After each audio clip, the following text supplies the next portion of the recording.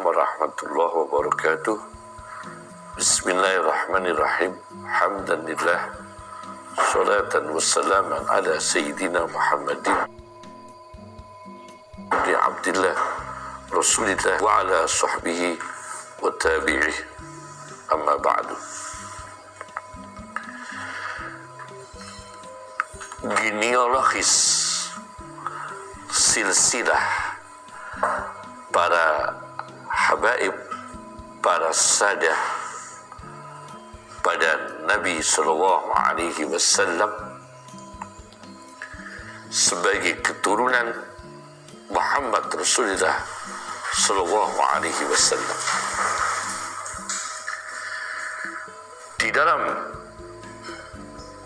Islam, genealogis para habaib dan para sadah pada Nabi sallallahu alaihi wasallam disebut pertama dengan sebutan kerabatnya Nabi Muhammad sallallahu alaihi wasallam atau qarabatun Nabi sallallahu alaihi wasallam.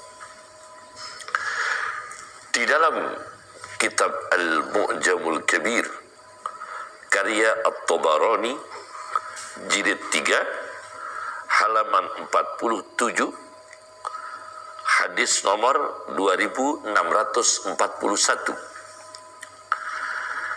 Ketika Rasulullah sallallahu alaihi wasallam ditanya mengenai ayat "Qul la as'alukum 'alaihi ajran illa al-mawaddata fil qurba." Katakan, wahai Muhammad sallallahu alaihi wasallam, aku tidak minta kepada kamu sekalian atas dakwahku, atas tabligku suatu upah materi, illal mawaddata fil qurba, kecuali yang aku minta kamu sekalian menyayangi pada sanak kerabatku. Ayat 23 surat Asy-Syura. Para sahabat bertanya, "Wa man qarabatuka?" Siapa kerabat engkau ya Rasulullah sallallahu alaihi wasallam yang wajib kita mencintainya, yang wajib kita menyayanginya? Rasulullah mengatakan, "Aliyun wa Fatimatu wa ibnahuma." Ialah Ali, Fatimah, dan kedua anak Fatimah, dan kedua anaknya Ali dan Fatimah, yaitu Hasan dan Husain. Yakni genealogisnya adalah para habaib, para sadah, ialah keturunan Hasan dan Husain, berujung pada Ali dan Fatimah radhiyallahu anhum, berujung pada Rasulullah sallallahu alaihi wasallam. Pertama, disebut kerabat. Yang kedua, genealogis para habaib dan sadah pada Nabi Muhammad sallallahu alaihi wasallam disebut Ahlul Bait. Saya baca dalam kitab Sunan Tirmidzi hadis nomor 3205 dengan syarahnya Tukhfatul Ahwazi karya Muhammad Abdurrahman bin Abdurrahim Al-Mubarakfuri, jilid 9 halaman 64-65. Ketika ayat 33 surat Al-Ahzab diturunkan, "Innama yuridullahu liyuzhiba ankum rijsa ahlal baiti wa yutahhirakum tadhira." Sesungguhnya Allah menghendaki untuk menghilangkan dari kamu sekalian kotoran, wahai Ahlul Bait, dan Allah menghendaki untuk membersihkan kamu sekalian sebersih-bersihnya. Nah, di sini Ahlul Bait, ahli rumah. Siapa Ahlul Bait? Ayat ini turun Kemudian Rasulullah memanggil Fatimah, Hasan dan Husain. Fada'a Fatimata wa Hasanan wa Husainan fajalla lahum bikisa'in, kemudian menutupinya dengan baju.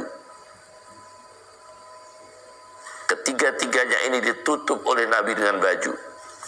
Wa Aliyun khalfa dhahrih, sedangkan Ali di belakang punggung Nabi Muhammad sallallahu alaihi wasallam. Fajalla lahu bikisa'in, kemudian ditutupi dengan baju. Ada 4 manusia yang mulia: Ali bin Abi Thalib, Fatimah, Hasan dan Husain radhiyallahu anhu. Kemudian Rasulullah mengatakan, Allahumma haula'i ahlu baiti, ya Allah, mereka inilah ahli rumahku, ahlul baitku. Fa'azhib anhum rijsa, maka ya Allah, hilangkan kotoran dari mereka. Wa tahhirhum tadhira, dan jadikan mereka manusia yang bersih sebersih-bersihnya. Itu yang kedua.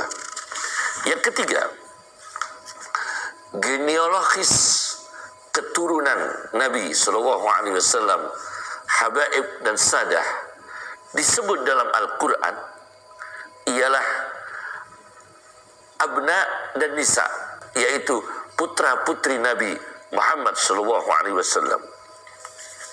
Saya baca di dalam tafsir Al-Kasyaf. Tafsir ini secara teologi bukan ahli sunnah, tetapi Mu'tazilah. Tetapi dalam perkara ini tidak perkara Mu'tazilah, tetapi sama dengan ahli sunnah, yaitu masalah Ahlul Bait. Saya baca dalam tafsir Al-Kasyaf. Saya ahli sunnah wal jamaah, bukan Mu'tazilah.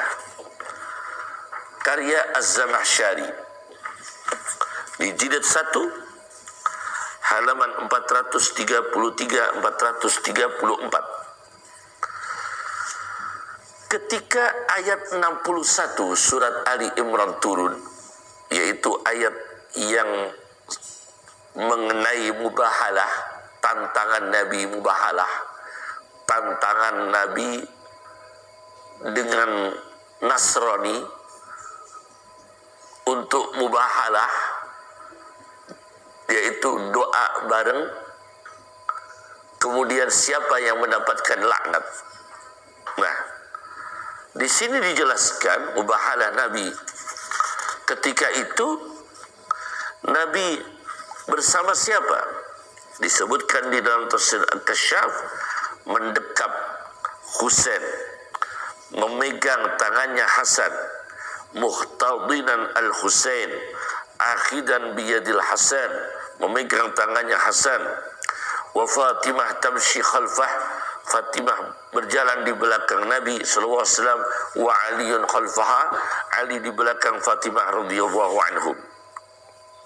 Kemudian Nabi mengatakan, idza ana da'autu fa'aminu, jika aku berdoa, kamu sekalian Ali, Fatimah, Hasan, Husain membaca amin. Maka Uskup Najran, tokoh dari Nasrani itu, menyuruh orang-orang Nasrani untuk mengurungkan tantangan mubahalahnya Nabi. Jangan berani menghadapi tantangan mubahalahnya Muhammad sallallahu alaihi wasallam. Uskup Najrani memerintahkan orang-orang Nasrani untuk membatalkan doa tantangan turunnya laknat dengan Nabi Muhammad SAW bersama keluarganya. Nah, di sini ayat ketika Nabi mengajak mubahalah, ta'alau nad'u abna'ana wa abna'akum. Ayo kita undang, mari kamu sekalian, kita akan mengundang, kami akan mengundang anak-anak kami, wa abna'akum, dan kamu sekalian mengundang anak-anakmu, anak-anak kamu sekalian, wa nisa'ana wa nisa'akum, dan perempuan-perempuan kami kita undang, wa nisa'akum, perempuan-perempuan kalian kamu undang, kamu sekalian mengundangnya, wa anfusana wa anfusakum, diri kita dan diri kamu sekalian. Summa nabtahil fanaj'al la'natallahi 'alal kadhibin. Maka kita mubahalah, kemudian kita menjadikan siapa yang mendapatkan laknat, ialah laknat akan turun pada orang-orang yang dusta. Di sini Rasulullah menyebut anak-anak Rasulullah, genealogis Nabi Muhammad disebut abna, yaitu anak-anak, anak cucu.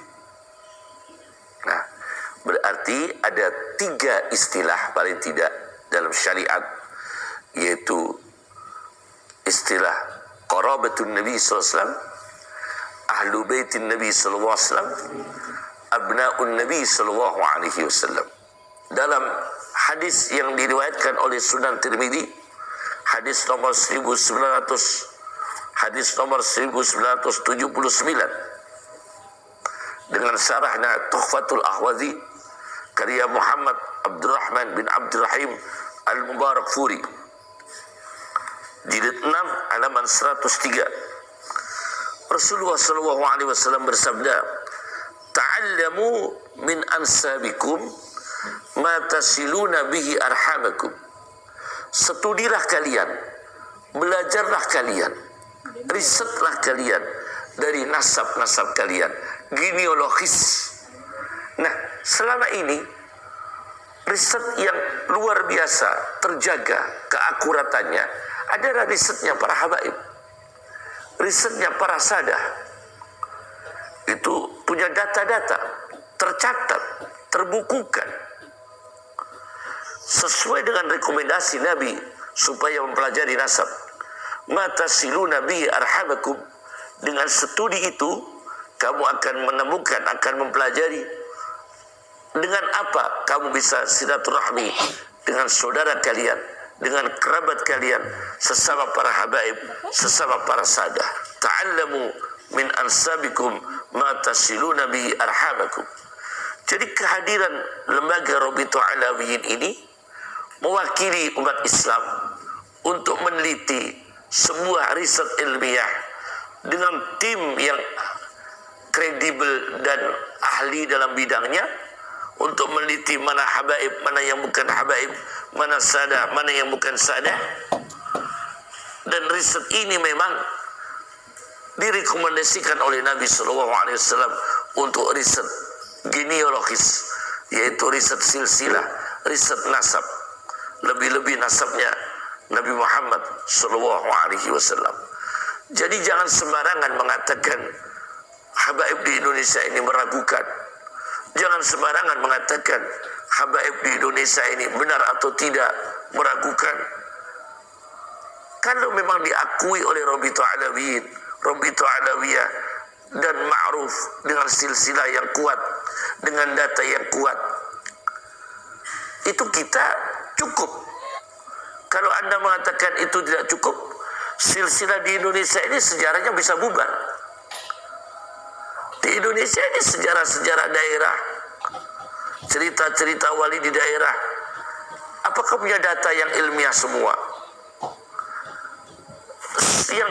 Yang sudah terbukukan, yang sudah jelas melakukan riset-riset ilmiah, yaitu data-data para habaib, para sadah yang ada di Rabithah Alawiyin, dan mungkin ada di lembaga-lembaga habaib yang lain, bisa di Yaman, bisa di Mesir, atau di negara-negara lain. Jadi jangan sembarangan mengatakan habaib di Indonesia ini meragukan betulkah keturunan Nabi atau tidak. Ini tidak bisa, ini seperti ini. Ucapan seperti ini jauh dari ilmiah dan kenyataan. Assalamualaikum warahmatullahi wabarakatuh.